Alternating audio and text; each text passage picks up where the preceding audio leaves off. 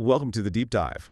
Today, we're really focusing in on probably the most, let's say, stressful but absolutely critical phase for any new venture, especially if you're in the high-stakes world of North American healthcare technology.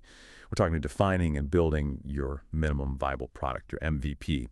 And our mission today, well, it isn't just about helping you get some code in front of customers. No, we're trying to find that shortcut to being right. This whole process, based on the sources we've looked at, it's really about bringing a super focused test version to life first, making sure every dollar you spend actually validates your riskiest assumptions before you even think about scaling. Exactly. When you strip away all the buzzwords, the real purpose of an MVP, especially in a regulated space like healthcare, it's simple. It's to de-risk the bet. That's it. Every feature, every single line of code, it's basically a bet, right? A bet that a user will actually adopt it and get some kind of measurable value from it. If you're not tracking that proof, well, you're not building an MVP, you're just building software. And you absolutely have to define that bet with crystal clear, measurable outcomes. It can't be vague or qualitative. We're talking hard numbers here. Things like, can a care coordinator complete, say, patient intake in less than 3 minutes without needing a manual? Or will 40% of the users you invite actually finish that tricky onboarding flow within the first 24 hours? That's a real test. And if your whole value prop is about efficiency, your MVP must show, with data, that your workflow cuts manual steps by, say, 30%. If you can't prove these things early, you avoid making a hugely expensive pivot later on. Right, that idea of dodging those costly pivots, it brings us to a really key strategic choice. Where you actually build this thing. The sources we reviewed make a pretty strong case for using development services located within North America, especially if your main market is the US or Canada. It's that shared context, isn't it? The cultural stuff, understanding how procurement works here, and crucially, the compliance knowledge. It just seems to shorten those feedback loops so dramatically. Okay, let's unpack why this local expertise really becomes an instrument for speed. Yeah, absolutely. But first, we have to clear up probably the biggest misconception out there. An MVP is not just the first small piece of your final perfect dream product. It really isn't. Think of it more like an instrument for learning.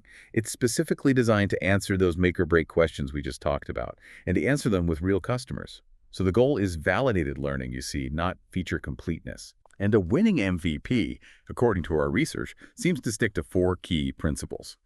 The first one is almost a psychological shift: evidence over opinion. Look, most founders, naturally, they love their idea. They instinctively want to build all the features they think users need. But the goal here has to be prioritizing features that teach you something. You need things like instrumented events, short user interviews, ways to systematically replace your we think assumptions with cold, hard, verifiable data. And the way that plays out tactically, well, it can feel painfully restrictive sometimes.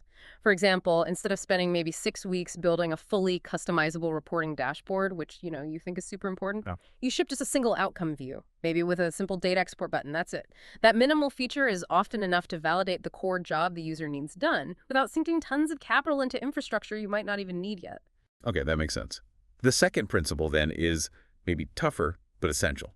Narrow scope. Ruthlessly narrow. If you don't narrow the scope down, you just can't hit that critical timeline. The product should really only cover one primary job to be done, that single outcome the user ultimately pays for, and maybe 1 to 3 essential flows max, like sign up, the core task itself, and seeing the result or report. By keeping it that tight, you make the trade-offs really obvious. It helps keep development in that crucial 8 to 14-week window. Yeah, and that 14-week limit, it's not just pulled out of thin air. It often reflects the reality of seed stage funding, runway constraints. You just don't have infinite time. It really forces you to treat it like a sprint, not a marathon.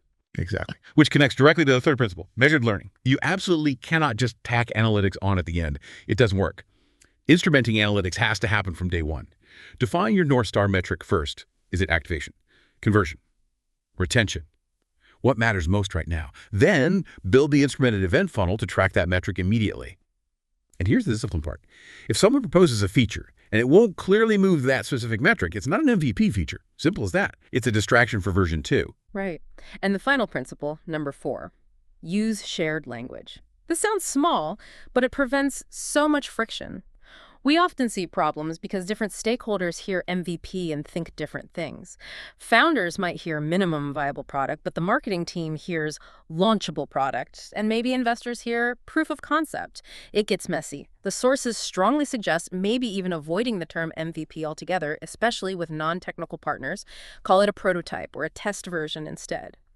That signals much more clearly that the real goal is proof and learning, not polish. It just manages those internal expectations better, which honestly is half the battle. Okay, so that focus on risk and learning really brings us back to that geography question, section 2, the North American advantage. I get the argument about shared context, I do, but honestly, doesn't going overseas for development often save significantly more money? Enough to maybe outweigh the time zone hassle. Where does that math flip? Well, the math flips pretty quickly when a decision that should take 2 hours ends up becoming a 24-hour blocker. That's the risk.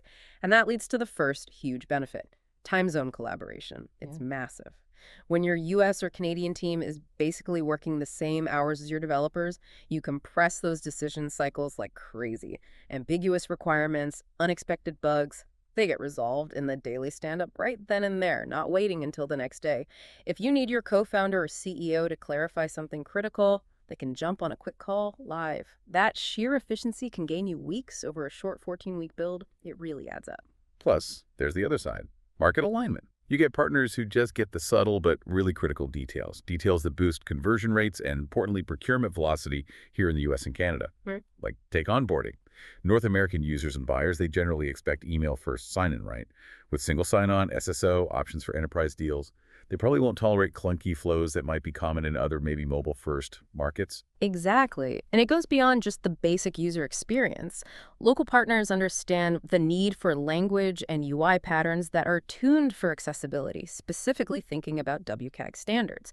Now, this isn't just about, good design. It's fundamentally about risk mitigation. It Yeah. reduces your potential legal exposure down the line, and it makes sure your product is actually procurable by major health systems because they do prioritize accessibility. But the really, really crucial element, Mhm. the one that can completely stall a pilot and force one of those horrible, costly pivots, is compliance competence. Because in healthcare, let's be honest, the first question isn't, do you have enough features? Not usually. The real first question is always, can we actually approve you? Are you secure? Are you compliant? That's the ultimate gate. That's absolutely right. Your development partner must be fluent in the regulations that govern your specific market. So that means really understanding ICHIA in the US for protected health information, obviously. It means knowing SOC2, which is more about organizational security controls. If you're targeting Canada, it's PIPEDA, their main data privacy law. And you've got things like CCPA and CPRA for California consumer data. It's complex.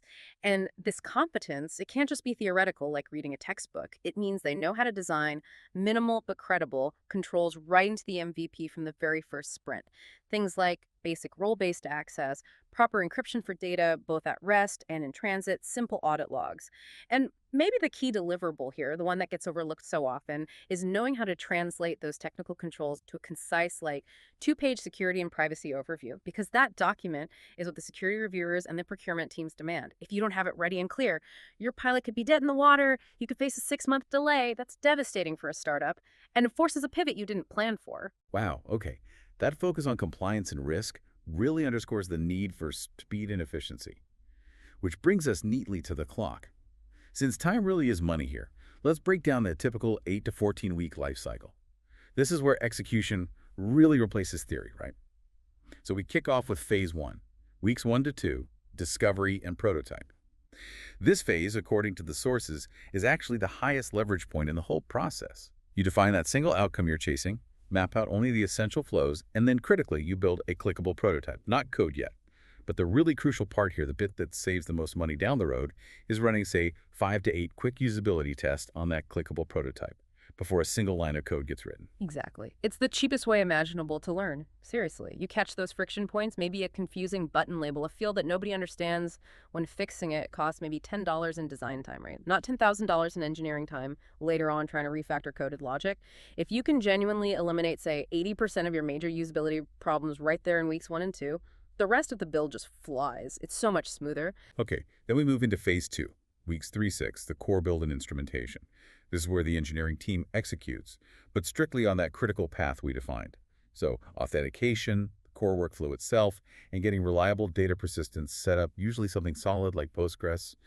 Your CI/CD pipelines, continuous integration, continuous deployment, they get set up immediately. Automation from the start. And like we stressed before, those key analytics events are instrumented as the features are actually being built, not afterwards. And those weekly demos. On a live staging link, absolutely non-negotiable during this phase. You, as the founder or product owner, should be seeing actual working slices of the product tied directly back to your North Star metric every single week, not just PowerPoint slides showing pictures of future functionality. You need to see it working. Got it. Then comes phase 3, week 7-10, refinement and hardening. Now, this sounds like maybe the hardest phase psychologically. This is where you have to be ruthless and remove those nice-to-have features that, when you look at the early data or user feedback, clearly aren't moving your North Star metric. How do founders typically get over that emotional attachment, to features they thought were cool, but are actually just slowing things down? It comes back to remembering the purpose of the MVP. It's validation, not perfection. It's learning. If a feature doesn't directly serve that core learning objective right now, it's basically just technical debt you're adding unnecessarily. Punt it to V2. And in regulated fields like healthcare, this phase also requires doing a quick but absolutely mandatory threat model exercise and a privacy review. This is where you double check your compliance assumptions. Make sure you haven't accidentally exposed, say, protected health information, PII, and you're logging somewhere. You have to check that box. Okay. And then finally, phase 4, weeks 11-14, pilot and go live. You launch, but only to a small, limited set of initial users. Your pilot group. You monitor those key analytics events in real time. You squash any final critical bugs that pop up into real usage.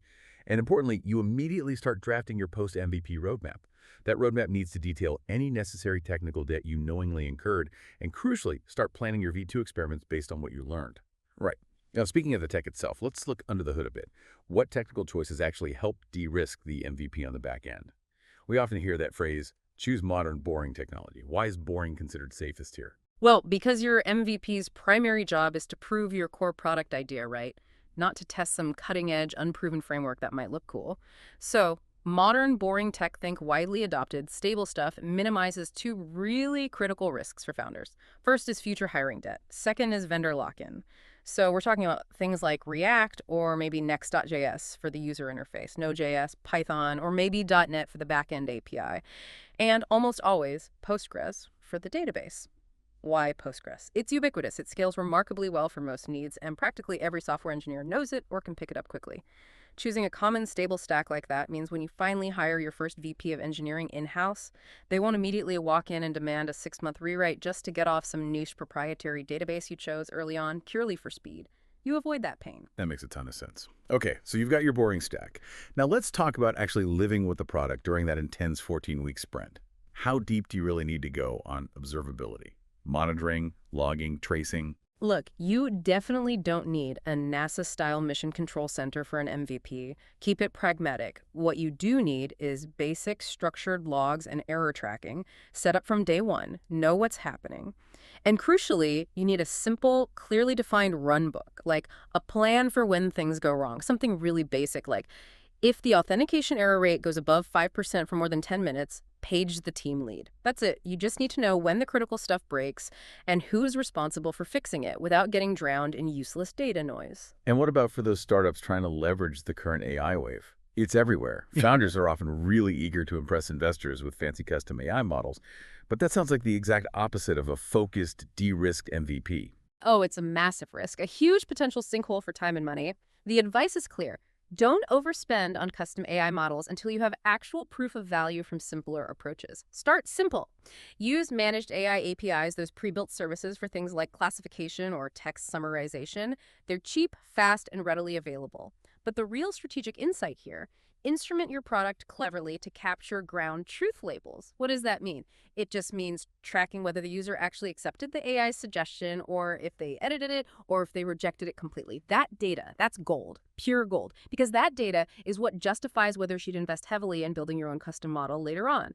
If your users are rejecting the AI suggestion 80% of the time in the MVP, well, the investment probably isn't warranted yet, and you just saved yourself a very costly premature AI pivot. Okay, good practical advice.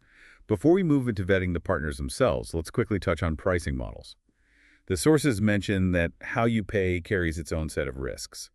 You've got the predictable but often rigid fixed scope model.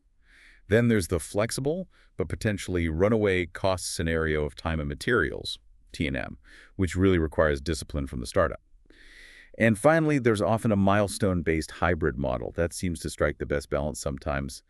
fixing costs per phase but allowing some adaptability between phases. Yeah, that hybrid often works well, balancing predictability with needed flexibility. T&M requires very active management from the client side. Fixed scope can lead to painful change requests if discovery wasn't perfect. It's about matching the model to your risk tolerance and management capacity. Right. Okay, shifting gears now to the final section. You've done your homework. You've got these glossy decks from potential development partners. How do you actually vet them effectively? What are the signals that scream weak execution ahead and might lead to those costly pivots we're desperately trying to avoid? Based on common failure patterns, we've isolated 4 absolutely critical red flags to watch out for. The first one is no real discovery phase baked into their process. If a potential partner jumps straight to giving you cost estimates, yeah, we can do the whole thing for $100, without first rigorously defining the core problem statement, the specific job to be done, and your single measurable success metric, then you are almost guaranteed scope creep later. It's inevitable. If all you see in their proposal are pretty screen mock-ups, but no clearly defined business goals tied to those screens, you're basically buying artwork, not business outcomes. And that failure to really nail down the scope up front ties directly into the second big red flag, fantasy timelines. If they promise something like, oh yeah, we can build everything you asked for in just 2 months, but they do it without seriously narrowing the scope first, without telling you exactly which features will not make the cut for that timeline, that signals a lack of professional skepticism, maybe even desperation for the contract. That approach inevitably leads to brittle code, corners being cut, and rushed, inadequate quality assurance. You're essentially trading a bit of time now for massive technical debt and instability later. And that debt, as we know, can be absolutely lethal to an early stage startup. Okay, the third flag to watch for is limited visibility during the build process. For a startup where speed and trust are just everything, transparency from your partner is completely non-negotiable. If they seem hesitant to commit to weekly demos showing actual working code, not just slides, or if they refuse to give you reasonable access to the code repository or the project management board, they are probably hiding something. It means they can bury surprises, delays, or problems. And you might only find out you've missed your critical pilot deadline maybe 2 weeks before you thought you were launching. Disaster. And the fourth one, which you highlighted earlier as a specific deal breaker in regulated fields like healthcare, no security and privacy baked into the statement of work, SOW. If their formal proposal is basically silent on how they'll handle things like role-based access controls, basic audit logging, or how sensitive data will actually flow through the system, It strongly suggests their security expertise is lacking, or at least not prioritized. and your internal security team or your customer's procurement or security review team, they will absolutely stall your pilot over this. It could cost you crucial market entry timing and projected revenue. You absolutely must see the security competence documented right from the very beginning in the SOW. So pulling it all together, the final evaluation process for a partner, it really shouldn't be based just on shiny feature promises in a deck or the lowest hourly rate you can find.